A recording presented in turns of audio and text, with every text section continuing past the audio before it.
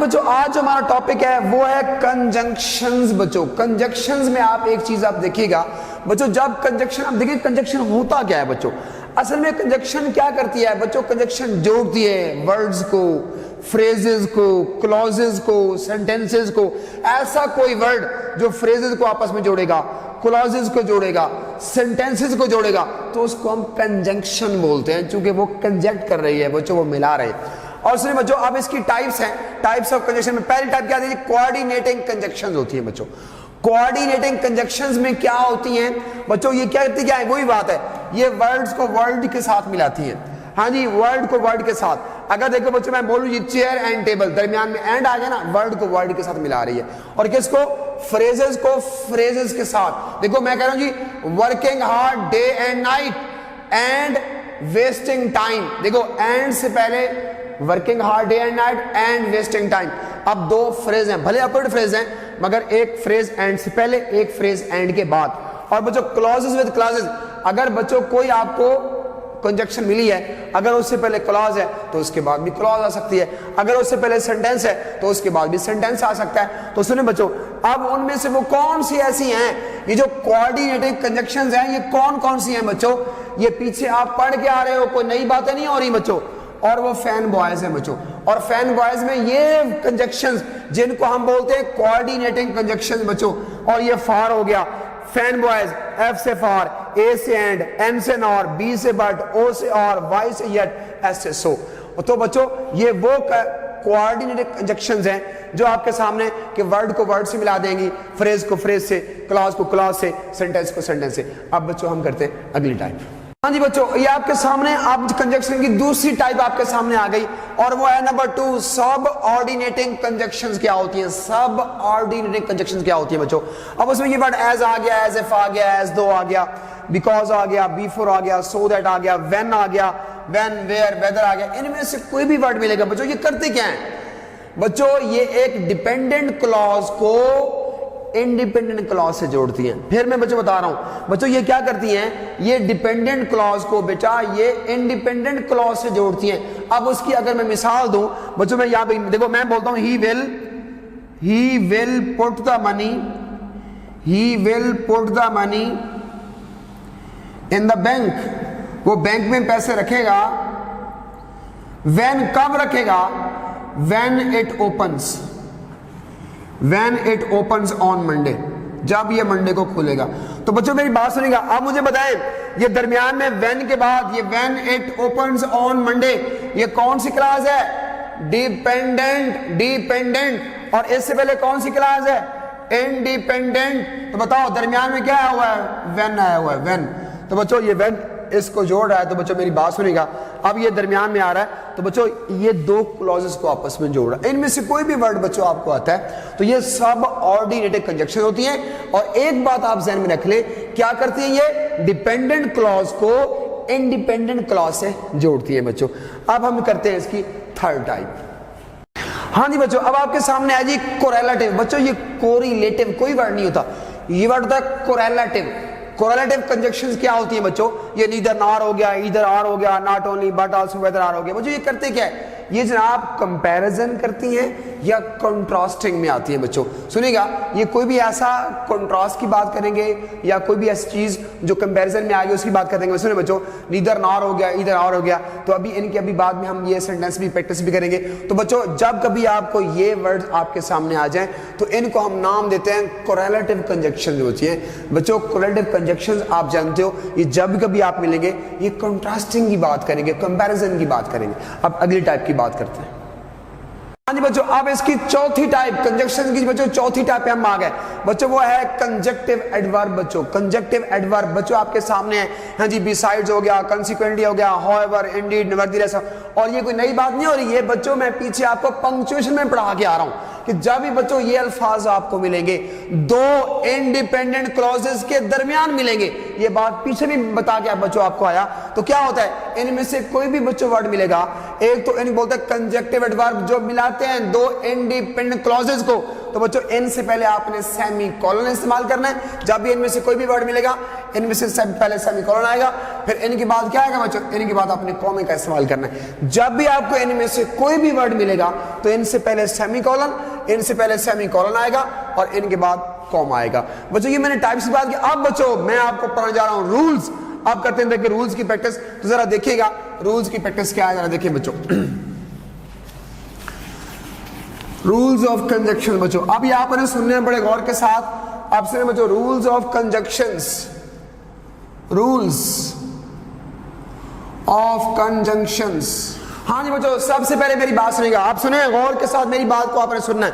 अगर बच्चों कभी आपको सेंटेंस के स्टार्ट में अगर बच्चों कभी आपको हार्डली आ जाए या स्कार्सली आ जाए, स्कार्सली हो, या आपको बेयरली का वर्ड आ जाए, बेयरली, बच्चों इन तीनों में से अगर आपको कोई सा भी वर्ड मिलेगा तो दरमियान में बच्चों एक कंजक्शन आएगी। बच्चों वो क्या आएगा, वो व्हेन आएगा। फिर आप अगली बात मुकम्मल करेंगे। मैं इसको फिर रिवाइज करता हूं बच्चों, आपको इन तीनों में से कोई भी वर्ड आएगा, हार्डली, स्कार्सली, बेयरली, इन तीनों में से कोई भी वर्ड आ जाए तो दरमियान में बच्चों आपने व्हेन का इस्तेमाल करना है। आप देखो इसकी मिसाल देखिए, अगर मैं ये बोलूं कि हार्डली, हार्डली, और इसके बाद हार्डली लगाने के बाद पहले आपने हेल्पिंग वर्ब लेके आना है। Hardly had, hardly had he reached, hardly had he reached home, और इसके बाद क्या आएगा फिर बच्चों, व्हेन आएगा। When it started raining, when it started क्या आ जाएगा, रेनिंग। आओ बच्चों अब दरमियान में देखो व्हेन आया हुआ है, तो बस इस बात को एंड करते हैं बच्चों कि जब भी आपको इन तीनों में से कोई भी वर्ड मिलेगा तो वो शुरू में आ जाएगा, उसके फौरन बाद पहले हेल्पिंग वर्ब, फिर सब्जेक्ट और फिर मेन वर्ब, मगर दरमियान में आपने व्हेन का इस्तेमाल करना है। और ये कॉन्सेप्ट बच्चों आपकी बुक 1 लेसन नंबर 14 ओवरकोट में ये कॉन्सेप्ट आया। और मुस्तफा कमाल का लेसन जब शुरू होता है उसके पहले पेज पे ये कॉन्सेप्ट दिया हुआ है, मगर वहां पे एक मिस्टेक है, वहां पे शुरू में ये हार्डली है, मगर वहां पे व्हेन में व्हेन की जगह ना देन लिखा गया है, देन, THAN, देन नहीं आएगा बच्चों, व्हेन आएगा। हाँ देन का बात है, उसका बच्चों रूल ये है, मैं आपको बता रहा हूं। हाँ भी सुने बच्चों, आपको जब कभी सेंटेंस के स्टार्ट में ये आ जाए नो सूनर, जब कभी सेंटेंस के स्टार्ट में अगर आपको नो सूनर मिलेगा तो दरमियान में कंजक्शन बच्चों देन आएगा, और देन के बाद फिर हम अगला सेंटेंस इस्तेमाल करेंगे। अब इसके बच्चों दो किस्म के सेंटेंस बनेंगे। नंबर 1 बच्चों, नंबर 1 और नंबर 2, जब कभी आपको नो सूनर मिलेगा, नो सूनर, नो सूनर के बाद आप डिड भी लगा सकते हैं। No sooner did he reach home. आओ बच्चों अब दरमियान में क्या आ गया, देन आ गया। अब देन के बाद it started raining, it started क्या लग जाएगा, रेनिंग। आओ बच्चों अब एक देखिए आपके सामने जब कभी आपको नो सूनर का वर्ड मिलेगा तो आगे चल के देखिए आपने देन का वर्ड इस्तेमाल करना है। और बच्चों इसी सेंटेंस को आप यूं भी कर सकते हैं कि अगर कभी आपको सेंटेंस के स्टार्ट में अगर आपको नो सूनर का वर्ड मिलेगा तो यहां पे डेड लगाया तो यहां पे आप हेड भी लगा सकते हैं, हेड। और जब हेड आएगा तो देखो डेड के साथ यहां पे पहली फॉर्म थी तो हेड के साथ आपने थर्ड फॉर्म लगा देनी है, डेड ही रीच्ड आएगा, डेड ही रीच, इसके बाद होम। अब यहां पे क्या लग जाएगा, देन इट स्टार्टेड रेनिंग।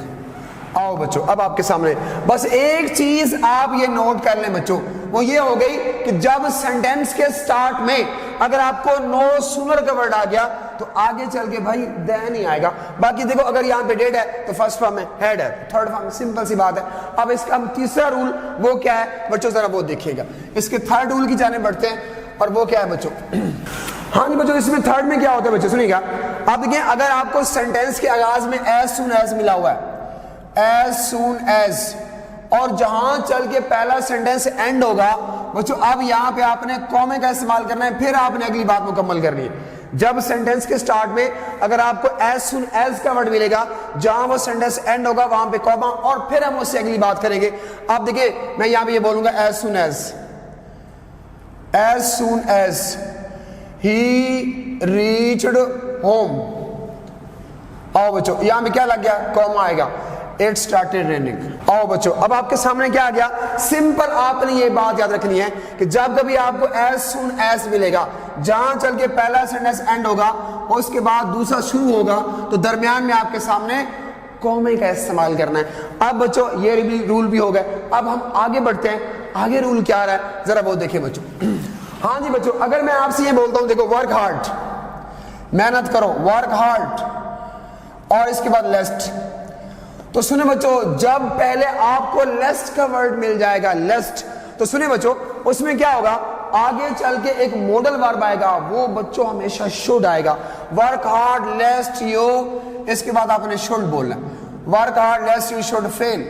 एक चीज आपने नोट की, जब पहले आपको लेस्ट का वर्ड मिलेगा, देखो आपके सामने लेस्ट आया हुआ है, तो लाजमी आगे शुड आएगा। ये दोनों आपस में लाजमो मलजूम हो जाएंगे कि जब पहले आपको लेस्ट का वर्ड मिलेगा तो आगे लाजमी शुड आएगा। Work hard लेस्ट you should fail. हाँ, एक बात नोट करना, जब कभी आपको लेस्ट आ जाए तो आगे शुड आएगा, मगर यहाँ पे नॉट नहीं आएगा। क्यों? चूंकि लेस्ट एक ऐसा वर्ड है जिसके अंदर नेगेटिव सेंस हुआ करती है, चूंकि इसके बाद नॉट नहीं आएगा। और पीछे में बता चुका, अनटिल आ जाए उसके बाद भी नॉट नहीं आता, अनलेस आ जाए उसके बाद भी नॉट नहीं आता, चूंकि उनके अंदर नेगेटिव सेंस हुआ करती है। अब बच्चों आगे चलते हैं। अब यहाँ पे एक और सुनिएगा, अगर बच्चों मैं यहाँ पे ये बोलता हूं, मैं बोलता हूं he is as brave as lion,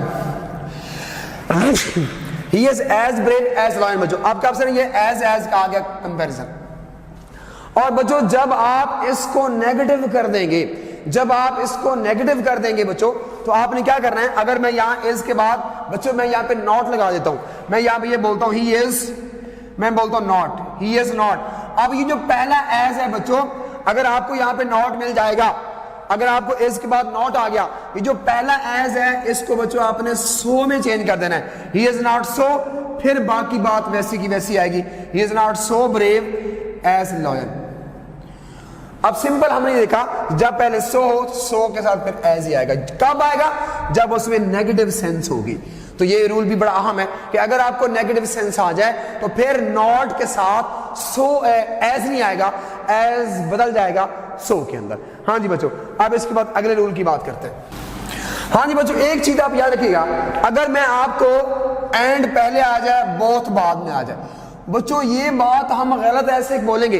अगर बच्चों मैं ऐसे बोलता हूं कि Ali and Nasir, Ali and Nasir both are brothers. हाँ बच्चों, एक चीज आपने नोट की कि जब आपको एंड पहले दिया हुआ है, बोथ बाद में दिया हुआ है, और इस तरह ये बना के दिया हुआ है, तो ये बात बच्चों गलत है।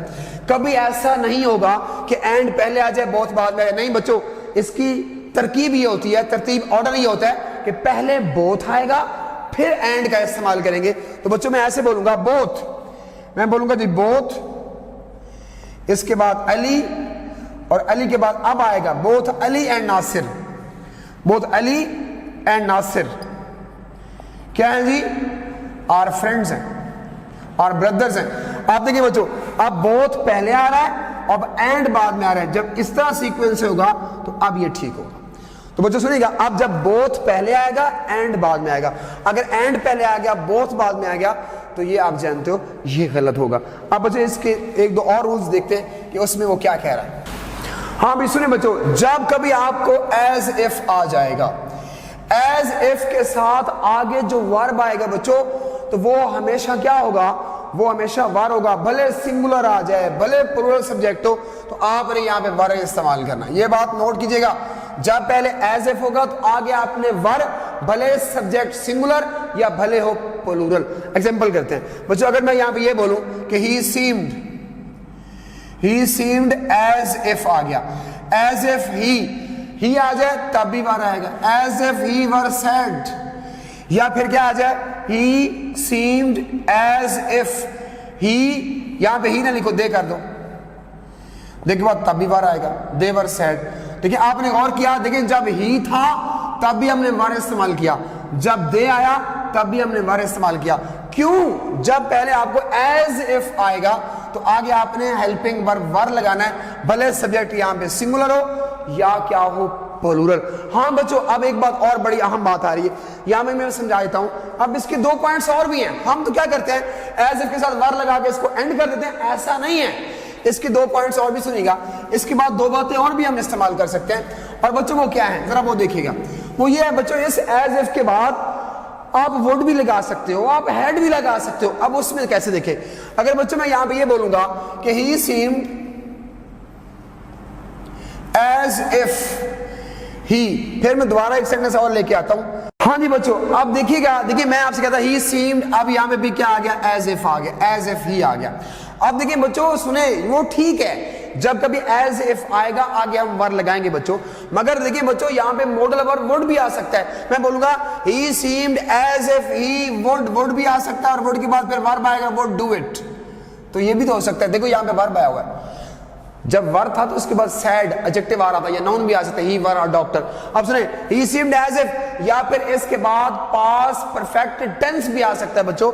मैं बोलूंगा he seemed as if he had आएगा, as if he had done, और इसके बाद थर्ड फॉर्म इसके बाद। और बच्चों ये दो बातें और भी आती हैं, मैं थोड़ा सा एक सेकंड में रिवाइज कर देता हूं कि जब पहले आपको एज इफ आ जाए तो बच्चों ठीक है, आगे चल के वर्ब वर आया करता है, वो वर ही आएगा। हेल्पिंग वर्ब में से, हेल्पिंग वर्ब में से कोई वर्ब आएगा तो वो वर आएगा। अगर मॉडल वर्ब में से कोई वर्ब आएगा तो वो वुड आएगा, और अगर टेंसेस में से कोई टेंस आएगा तो वो पास्ट परफेक्ट आएगा। और जी ये इसका रूल था बच्चों। एक और बात सुनिएगा, जब कभी आपको ये मिलेगा बच्चे, जब कभी सच हो ना, सच, सच के साथ भी एज आता है, और सच के साथ बच्चों एज आएगा। आप देखो मैं बोलता हूं जी आई लाइक, मैं पसंद करता हूं सच बुक्स, ऐसी किताबें, क्या होगी, such books as are interesting, as are interesting. हाँ जी बच्चों, अब देखिए मैं फिर आपसे बात कर रहा हूं कि जब कभी आपको सच का वर्ड मिलेगा तो सच के साथ एज आएगा। जैसे कि आप सबने I like such books, as आ गया, एज आर इंटरेस्टिंग। अब इसमें देखिए इसके एक दो रूल्स और देखते हैं, जरा वो देखिएगा उसमें उनमें क्या हो रहा है। हाँ जी बच्चों, अब देखिए अगर बच्चों आपको सच के साथ एज था तो बच्चों सेम के साथ भी हम एज का इस्तेमाल करेंगे। सेम के साथ भी मैं कहूँ जी सुने, मैं बोलूँ it is the same case. देखिए it is the same case, ये वही केस है। इसके बाद क्या आएगा, फिर एज आएगा, as I discussed it, as I discussed earlier, जो मैंने पहले ही इसको डिस्कस कर दिया। और बच्चों फिर मैं आपको फिर देखिए, जब कभी सेम पहले आएगा तो आगे भी एज आ सकता है। अभी सच के साथ भी एज था, सेम के साथ भी एज आएगा। और बच्चों एक अहम तरीन यहाँ पे बात आ रही है, जरा उसको फोकस कीजिएगा। अगर बच्चों पहले अगर आपको सो दैट मिलता है, सो दैट, तो बच्चों आगे चल के या आपने मे लगाना होता है या आपने माइट भी लगा सकते हैं। तो इनमें से कोई भी वर्ड आप लगा सकते हैं। एग्जाम्पल देखिए, अगर बच्चों मैं यहाँ भी बात करूं कि ही वर्क्स हार्ड, वो मेहनत करता है, he works hard so that, ताकि क्या कर सकते, ही मे गेट एडमिशन, ही मे गेट एडमिशन किसमें जी, टू मेडिकल कॉलेज। और बच्चों अब आपके सामने क्या आ गया, अभी मैंने आपसे क्या कहा, जब पहले आपको सो दैट मिलेगा तो आगे मे भी आ सकता है, माइट भी आ सकता है। तो आपके सामने he works hard so that, इसके बाद ही ये मे। और बच्चों वो आपसे क्या मिस्टेक करेगा इंडिकेट वाला, ये मे नहीं कहेगा, वुड कर देगा, शुड कर देगा, कैन कर देगा, कुड कर देगा। मगर आपको पता होगा कि जब पहले सो दैट आया हुआ है तो आगे मे आ सकता है या माइट आ सकता है, कैन कुड नहीं आ सकता। चलिए जी बच्चों, अब एक चीज बड़ी कॉमन सी बात है, वो भी सुनेगा, वो भी आपने पहले सुनी हुई है बच्चों, और वो क्या है जरा देखें। जब पहले आपको ये मिलता है नॉट ओनली के साथ क्या आता है, बट आल्सो। लेकिन जब आप नॉट ओनली लगाते हो तो आगे बच्चों आप बट आल्सो लगाते हो। हाँ देखिए, अगर बच्चों मैं यहां पे ये बोलता हूं कि ही is not only, he is not only hard working but also a dutiful person.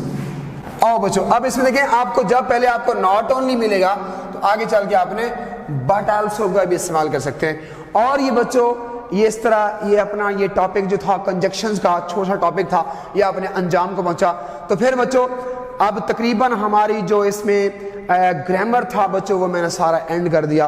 तो बच्चों मेरी दुआएं आपके साथ हैं, अल्लाह आपका हामी नासिर हो। बच्चों इतनी मेहनत करो, इतनी मेहनत करो कि अपने वालिदैन के ख्वाबों की ताबीर बन जाओ।